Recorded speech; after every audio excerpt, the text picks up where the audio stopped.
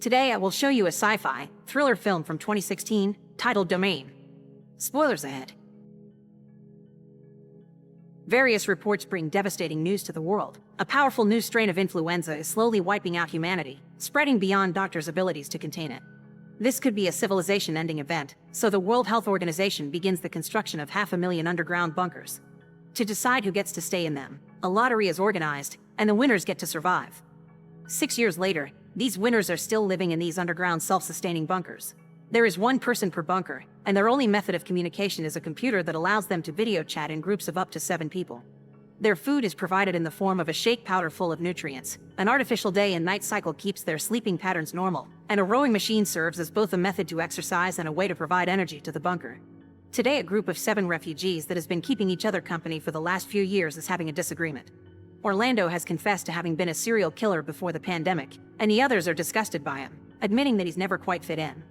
Instead of feeling shame though, Orlando keeps making fun of them and taunting them, like reminding Atlanta that her children are probably dead out there. This definitely crosses a line, so the group leader Boston proposes to vote Orlando out of the communication group. It's a hard decision because once you kick someone out you can't add them back later, although Orlando doesn't seem to mind. Boston, Atlanta, and Chicago vote in favor, but Phoenix refuses to isolate someone like this. Her boyfriend Denver backs her up as usual, and Houston refuses to be the last vote. Sick of this charade, Orlando asks to be unplugged and continues to taunt them with their dark future, so Denver gives in to the others' demands and unplugs him. Later at night, Phoenix can't sleep, so Denver contacts her to have a private chat.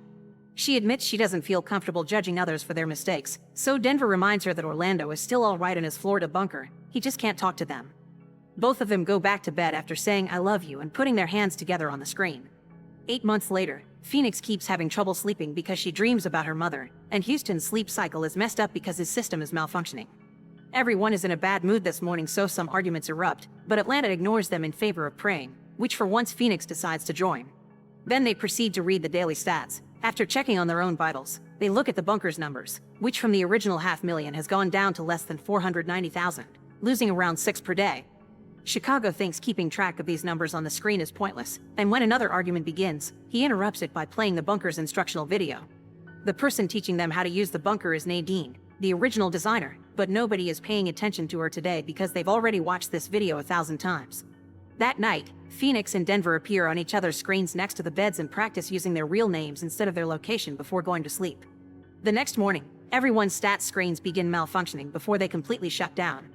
Houston's sleep cycle program is glitching as well, and Phoenix wonders if they broke something when they banned Orlando. The others don't agree they should bring him back, and Denver doesn't think he can even do that anyway, so Phoenix gets upset because he won't even try and decides to ignore her friends for now.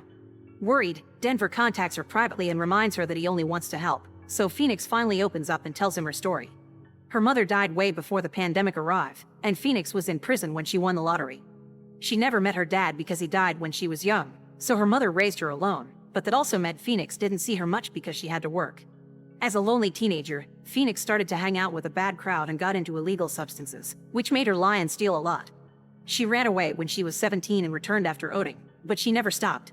One night she was feeling intoxicated and paranoid, thinking her mother had stolen her stash, so she grabbed a knife from the kitchen and killed her, only to later find her stash in her room where she left it. Now Denver understands why Phoenix has never been comfortable with banning Orlando, even if he thinks their crimes aren't on the same level at all. To help her feel better, he decides to start working on trying to lift the ban. It takes him a good amount of hours and it's late at night when he finally makes it work, but when he turns Orlando's feed on again, they find his bunker empty. They tell the others about it, and Boston gets angry that Denver and Phoenix acted behind their backs. Houston begins irrationally freaking out, thinking Orlando may be the one messing with his sleep cycle, but Phoenix thinks perhaps Orlando just tried to escape. Atlanta points out the doors are locked, but the truth is, none of them ever even tried the doors since they arrived at the bunkers. Phoenix thinks of trying to open her own door, but the others remind her it would be a bad idea because it could allow the virus to get inside. Sometime later, Phoenix and Boston have a private conversation about the whole deal. Phoenix thinks it was about time that things changed regarding the leadership of the group, and Boston thinks every day she sounds more like Denver, who he thinks is a creep. Denver reminds Boston of his dad, the kind of guy that looks friendly on the outside but it's actually all fake to hide the fact he could become a monster when he snaps. Phoenix thinks he's exaggerating, and she's sure she knows Denver well enough to tell he's a good person. However, after the conversation is over, she still feels a bit insecure, so she replays a few old videos of her and Denver having a good time together. Rewatching these private videos makes Phoenix wonder if Orlando had some recordings of his own too, so she asks Denver to try to access them. Denver does so, and the first few logs he finds are normal, just Orlando going through his daily routine. The last one, though, is pretty chilling. Orlando is exercising, but suddenly the screen is filled with static and Orlando can be heard screaming, "Leave me alone." When the static goes away and his bunker appears again, the place is empty and the door is open. The video is 5 hours long, so Denver fast forwards to the end only to watch the door get closed. When they tell the others about this, a paranoid Houston begins rambling about Orlando being a mastermind that sent them to the bunkers while lying about the pandemic. Boston considers the possibility of the video being fake, which doesn't make sense, so while everyone argues, Phoenix proposes they should try to escape because obviously the bunkers aren't safe anymore.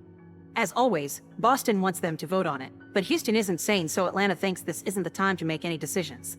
Later that night, Phoenix begins examining every corner of the bunker more closely and finds a small panel on the wall that she tries to remove.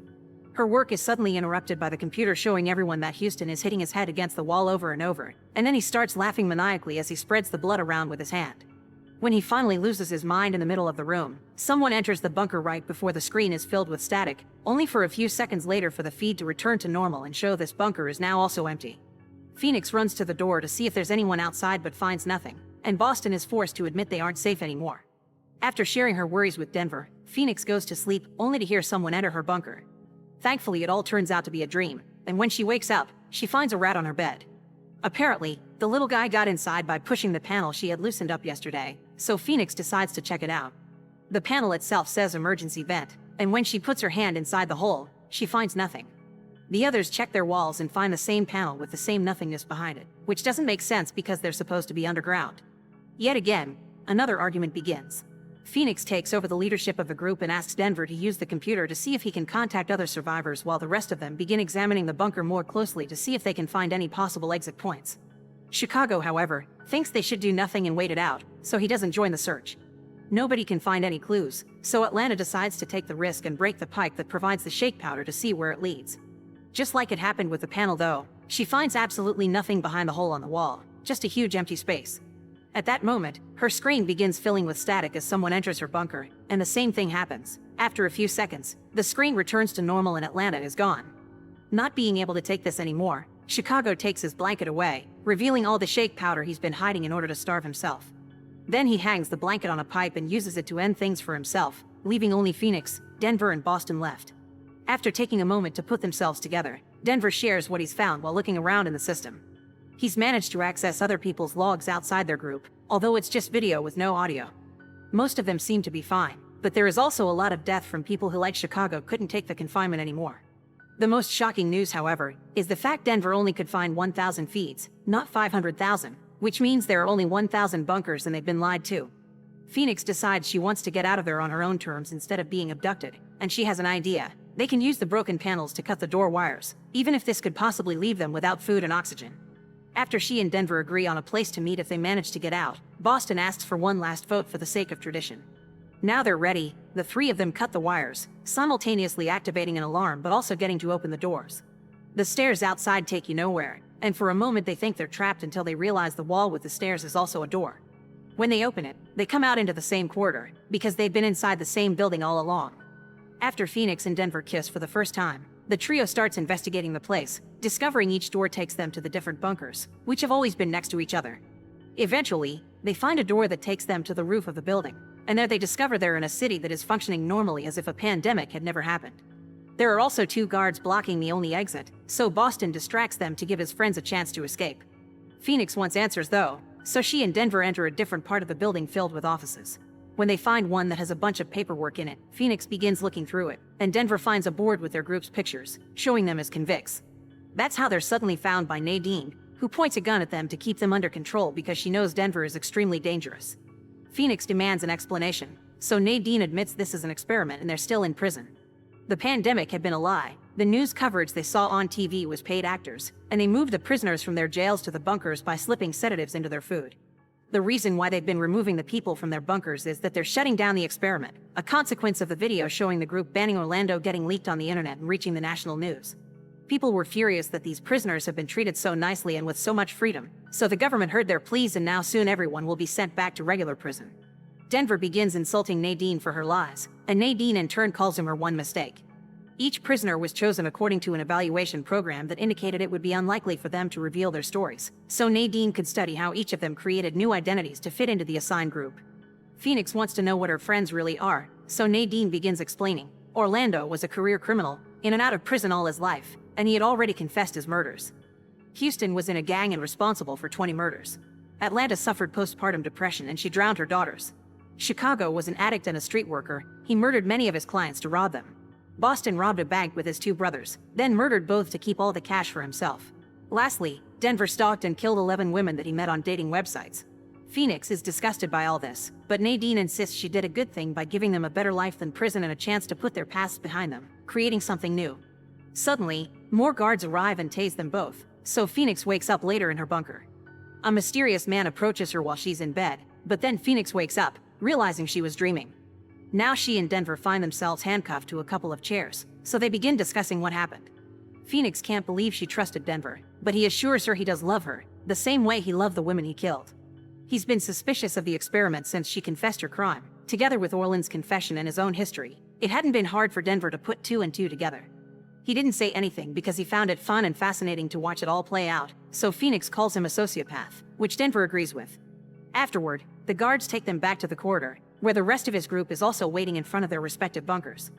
Orlando begins calling out their hypocrisy as soon as he sees them. Then he hits the guard behind him to steal his weapon.